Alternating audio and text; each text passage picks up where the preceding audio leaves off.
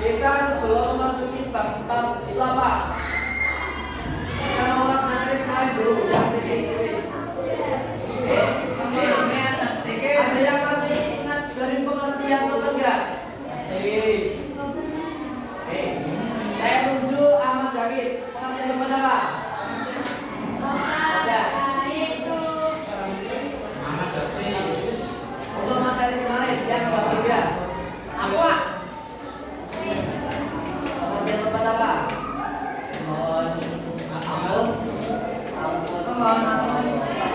Atas kesalahan dan dosa. Kemudian pengertian taat masa biari taruh di apa? Patuh, tunduk, terus patuh dan setia. Kemudian istiqomah itu apa? Artinya apa? Artinya apa? Suatu perbuatan dan sifat yang senantiasa mengikuti jalannya. Kemudian yang terakhir, ikhlas itu artinya apa? Ikhlas itu bersiap dan dari kamaran. Niat mengharap itu. Jadi teman-teman semua di sini apakah dari kalian sering mengamalkan ikhlas? Ya. Contoh nilai ikhlas yang kalian lakukan apa? Terus, yang berbagi jadi dengan ikhlas, makan dengan ikhlas. Baik, kita masuk ke materi bab 4 itu apa? Memahami yang pikir, adab, sholat dan zikir. Kalian tahu nggak arti dari adab itu apa? Adab itu apa? Jangan coba di dompet. Adab itu apa? Apa? Sopan. Kemudian apa lagi? Baik. Sopan san. Kemudian apa lagi? Tata krama.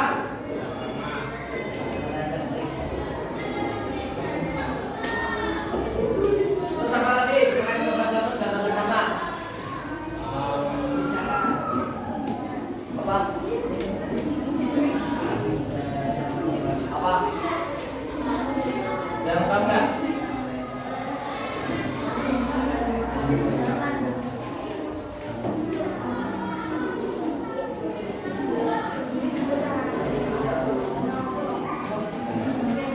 Sebelum kita mempelajari adab-adab sholat, kita harus melakukan perilaku adab itu kepada siapa saja? Terus Allah. Terus Allah. Oh, subhanallah. Terus oke. Jadi adab itu adalah dua sopan santun ya, apa tata krama. Dimana kita itu harus menghormati kepada guru. Ya, contoh adab kepada guru gimana? Menghormati guru. Terus apa lagi? Tidak menyelam pembicaraan guru. Kemudian kalau adab kepada yang menciptakan kita, mana? Adab kepada Allah Subhanahu Wa Taala. Menjalankan ibadah dengan benar. Nah, kita masuk materi ke adab sholat. Nah, sholat itu adalah apa? Sholat itu apa? Ibadah wajib.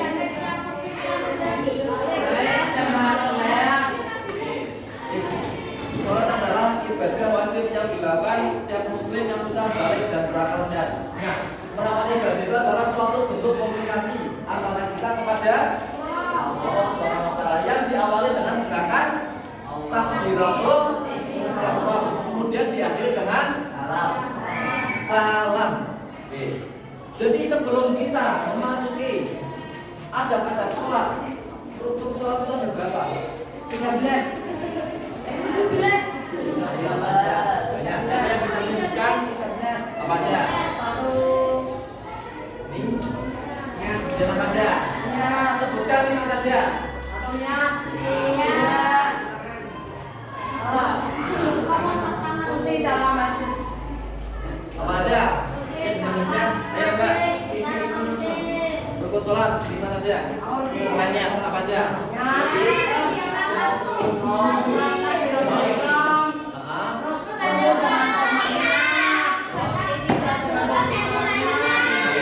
Jadi yang pertama ini ya, kemudian takbiratul ihram, ya membaca surat Al-Fatihah. Nah, bagaimana cara kita mengetahui adab-adab sholat? Yang pertama itu apa? Menjawab panggilan azan. Jadi saat muadzin memandangkan lafaz azan itu, para yang mendengarkan muadzin melafazkan azan itu, kita harus apa? Menjawab azan. Nah, bagaimana cara kita menjawab azan? Nah, ada yang tahu menjawab azan itu bagaimana? Oke. Nah, di sini ada hadis dari Rasulullah SAW yang bersabda, "Idza sami'tum nidaa faqulu misla ma yaqulul muadzin." Artinya apa? Jika kalian mendengar azan, maka ucapkanlah yang sedang diucapkan muadzin. Dan cara menjawab azan itu menirukan muadzinnya telah diucapkan. Contohnya, misal Allahu Akbar, artinya menjawab mana? Allahu Akbar. Ya. Kalau semisal muadzin melafazkan hayya 'alas shalah, kemudian yang kedua, menyempurnakan wudu. Sebelum kita menyempurnakan wudu, rukun wudu ada berapa? 6. Apa aja? Niat. Membasuh muka, ya, Tangan mengusap sebagian kepala. Yang keempat, yang kelima, kaki sampai. Yang keenam, nah, menyempurnakan wudu itu bagaimana caranya? Niat ya. Nah, oke. Kemudian tidak boros air. Jika seorang boros air itu hukumnya bagaimana? Tidak dianjurkan oleh Rasul Shallallahu Alaihi Wasallam. Kemudian yang ketiga, bersegera mendatangi tempat sholat, masjid atau musola. Apa ada yang paham nggak maksud dari bersegera mendatangi tempat sholat itu? Nah, bersegera mendatangi tempat sholat itu maksudnya adalah segera keluar rumah menuju ke masjid agar dapat digolongkan sebagai orang yang menunggu sholat. Biasanya saat muadzin mengumandangkan adzan, saat kita mendengarkan, kita langsung bergegas pergi ke masjid atau musola. Nah, kemudian ada hadis riwayat Al-Bukhari yang berbunyi, ahadukum fi sholatin makanan sholatu bisu. Yang artinya apa? Seorang akan dianggap sholat selama ia menunggu waktu sholat. Nah, berdoa saat masuk masjid dan keluar masjid. Nah, saat kita memasuki masjid itu kita menggunakan kaki yang apa? Kanan. Kemudian kita membaca doa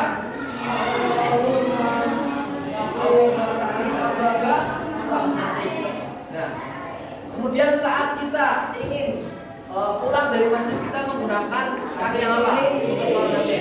Dan kemudian kita membaca Allahumma inni as'aluka min fadlik. Kemudian yang kelima, mengerjakan sholat tahiyatul masjid sebelum. Ada yang tahu nggak sholat tahiyatul masjid itu sholat apa? Sholat tahiyatul masjid. Nah, Sholat sunnah. Nah, cara mengerjakan sholat tahiyatul masjid bagaimana? Ada yang pernah di sini? apa? Untuk yang laki-laki? Nah, sholat tahiyatul masjid itu berapa rakaat? Hukumnya apa? Nah, cara mengerjakannya bagaimana?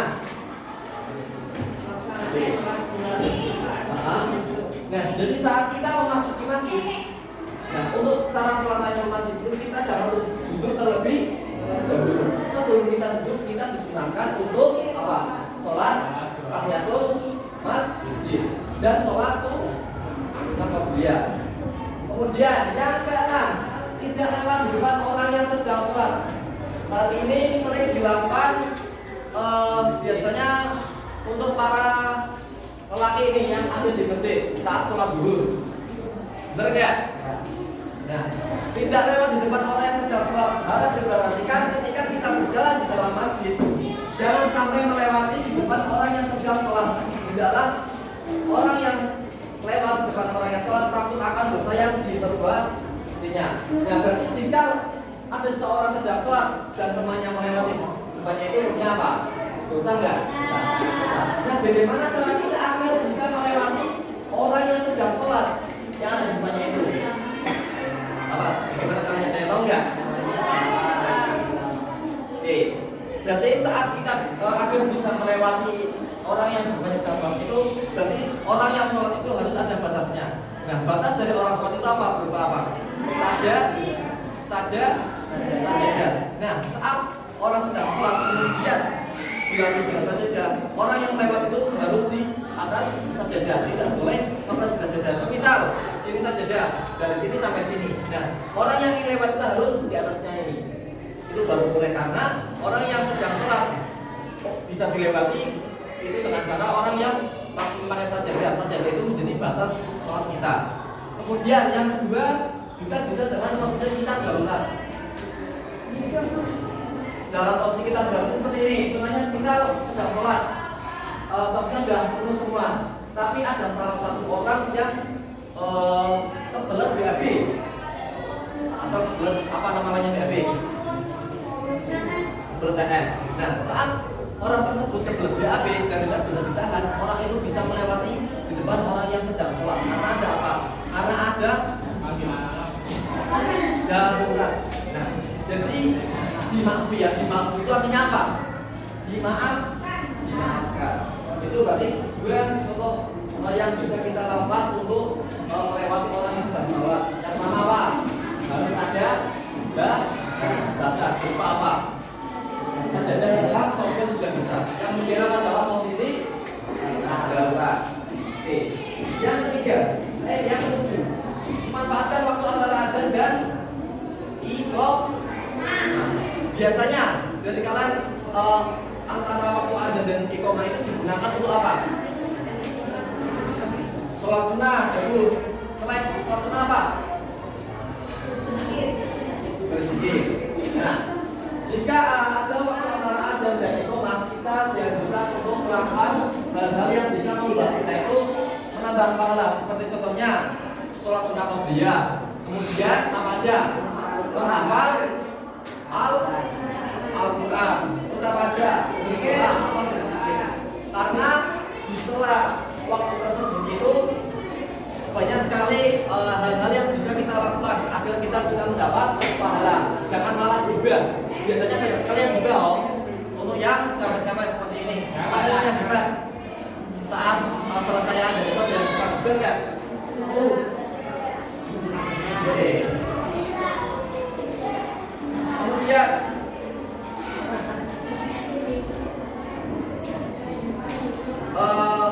ketika iqamah telah dikumandangkan, jadi riwayat Muslim yang bunyi idza uqimatus sholatu fala sholata illa maktuba. Yang artinya jika sholat maghrib dilaksanakan, maka tidak boleh ada sholat lain setelah sholat wajib. Nah, maksud dari hadis ini itu saat setelah adzan kemudian menjelang qomat dan orang itu ingin melakukan sholat sunnah, maka sholat sunnahnya dibatalkan. Karena ada hal yang wajib yang perlu kita kerjakan, yaitu apa? Sholat wajib. Kemudian hati yang ikhlas. Di sini ada nggak yang sholat sampai gedel? Banyak, sering nggak? Gedel perkara apa, Mas? Perkara apa? Nanti yang nggak khusyuk nanti kayak masih perkara apa?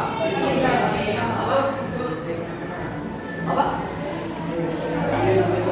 Nah, jika orang yang berarti mengganggu saat kita orang yang sedang sholat itu berarti sama saja mengganggu komunikasi kita dengan Allah Subhanahu wa Ta'ala. Jadi tidak boleh dunia. Kemudian sholat dengan khusyuk. Bagaimana cara sholat kita agar khusyuk itu? Kayak tahu nggak? Cara sholat kita biar khusyuk.